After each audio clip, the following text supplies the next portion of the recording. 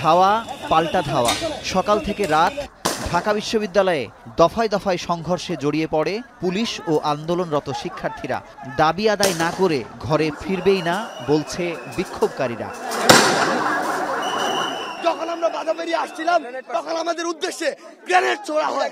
এই সাহস পুলিশ কোথায় পেল? পুলিশকে এই ক্যাম্পাসে ঢোকার অনুমতি কে দিল? কোটা সংস্কার আন্দোলন ঘিরে মঙ্গলবার সংঘর্ষের পর ঢাকা বিশ্ববিদ্যালয়ের পরিস্থিতি নিয়ন্ত্রণে বুধবার সকালে অনুষ্ঠিত হয় সিন্ডিকেটের জরুরি সভা। অনির্দিষ্টকালের জন্য বন্ধ ঘোষণা করা হয় বিশ্ববিদ্যালয়। সন্ধ্যা ৬টার মধ্যে হল ছাড়ার নির্দেশ দেওয়া হয় শিক্ষার্থীদের।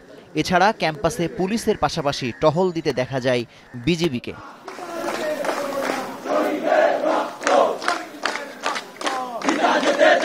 এর আগে সকালে ঢাকা বিশ্ববিদ্যালয়ের উপাচার্যের বাসভবনের সামনে জড়ো হতে থাকে কোটা সংস্কার আন্দোলনের শিক্ষার্থীরা। এরপর রাজু ভাস্কর্যের দিকে এগোতে থাকলে শিক্ষার্থীরা পুলিশের বাধার মুখে পড়ে। এ সময় শিক্ষার্থীরা হল না ছাড়ার ঘোষণা দেয়। হল যেন কোনো অবস্থাতেই বন্ধ না করা হয়, এই জন্য আমরা আজকে স্লোগান দিতে দিতে মিছিল নিয়ে শান্তিপূর্ণভাবে দোয়েল চত্বর থেকে এইদিকে আসছিলাম।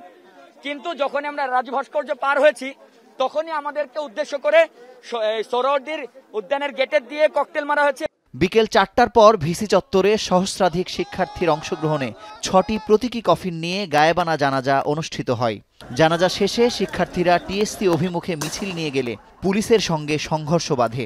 পরে শিক্ষার্থীরা ছত্রভঙ্গ হয়ে যায়। ক্যাম্পাস থেকে সকল পুলিশ সহ আইন শৃঙ্খলা বাহিনীকে অপসারণ করতে হবে। আমাদের ক্যাম্পাসে আমরা কোনো পুলিশের কোনো সন্ত্রাসীদের উপস্থিতি চাই না। আপনারা হল ভ্যাকেন্ট করবেন না। আমাদেরকে প্রথমে রাজু ভাস্কর্য সেখানে পুলিশ দিয়ে বাধা দেওয়া হয়। যখন আমরা বাধা পেরিয়ে আসছিলাম তখন আমাদের উদ্দেশ্যে গ্রেনেড ছোড়া হয়। এই সাহস পুলিশ কোথায় পেল? এদিকে শাহবাগে প্রতিবাদ সভা করে স্বেচ্ছাসেবক লীগ ও মুক্তিযুদ্ধ মঞ্চের নেতাকর্মীরা। পরে সংঘর্ষে নিহত এক ছাত্রের জানাজায় অংশ নেয় তারা। এ সময় নৈরাজ্য সৃষ্টির যে কোনো অপচেষ্টা প্রতিহত করার হুঁশিয়ারি উচ্চারণ করেন ছাত্রলীগ সভাপতি। আমাদের ছাত্রলীগের ভাই বোনদের যে রক্ত ঝরেছে, বিভিন্ন শিক্ষা প্রতিষ্ঠানে আমাদের নারী শিক্ষার্থীদের উপর যে অমানবিক আচরণ করা হয়েছে, ছাত্রলীগের নেতাকর্মীদের উপর যেভাবে তাণ্ডব পরিচালনা করা হয়েছে, প্রত্যেক ফোঁটা রক্তের জবাব বাংলাদেশ ছাত্রলীগের কাছে দিতেই হবে। ক্যাম্পাসে ক্যাম্পাসে ছড়িয়ে পড়া বিক্ষোভের জেরে রাজশাহী ও জাহাঙ্গীরনগর বিশ্ববিদ্যালয়ের উপাচার্যকে অবরুদ্ধ করে রাখে শিক্ষার্থীরা। ঢাকা বিশ্ববিদ্যালয়ে রোকেয়া হলের প্রাধ্যক্ষকে অজ্ঞাত স্থানে আটকে রাখার অভিযোগও পাওয়া গেছে।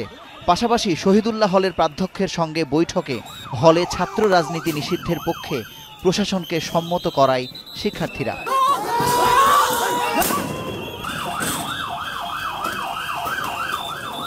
এদিকে ঢাকা বিশ্ববিদ্যালয়ের অপরাজয় বাংলার পাদদেশে নিপীড়ন বিরোধী শিক্ষক সমাবেশে আন্দোলনকারী শিক্ষার্থীদের প্রতি সংহতি জানিয়েছে বিভিন্ন বিশ্ববিদ্যালয়ের শিক্ষকরা। উপাচার্যের সঙ্গে বৈঠক করে নিহতের ঘটনায় জড়িতদের দৃষ্টান্তমূলক শাস্তির পাশাপাশি আহতদের জন্য ক্ষতিপূরণের দাবি করেন তারা। মিডিয়ার বন্ধুদেরকে অনুরোধ করব যে এই কথাটা দয়া করে বলবেন না যে শিক্ষার্থীদের দখলে আছে। বিশ্ববিদ্যালয়ের শিক্ষার্থীরা বিশ্ববিদ্যালয়ের হলে তাদের অধিকার প্রতিষ্ঠিত করেছে, তারা দখল করতে চায় না। আপনারা যারা তাদের ভাষা বোঝেন না, আপনারা যারা তাদের পালস বোঝেন না, আপনারা তো তাদের কষ্ট বোঝেনই না।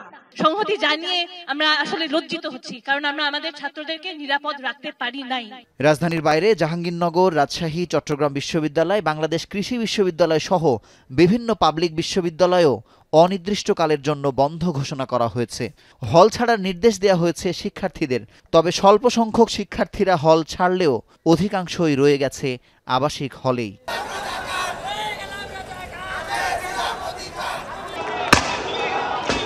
এদিকে কোটা সংস্কার ও হামলার প্রতিবাদে এক দফা দাবিতে বৃহস্পতিবার সারা দেশে কমপ্লিট শাটডাউন ঘোষণা করেছে বৈষম্য বিরোধী ছাত্র আন্দোলন। অ্যাম্বুলেন্স ব্যতীত সড়কে কোনো গাড়ি চলবে না। হাসপাতাল ও জরুরি সেবা ছাড়া কোনো প্রতিষ্ঠান না খোলার আহ্বান আন্দোলনকারীদের। মুজাহিদ শুভ, এখন, ঢাকা।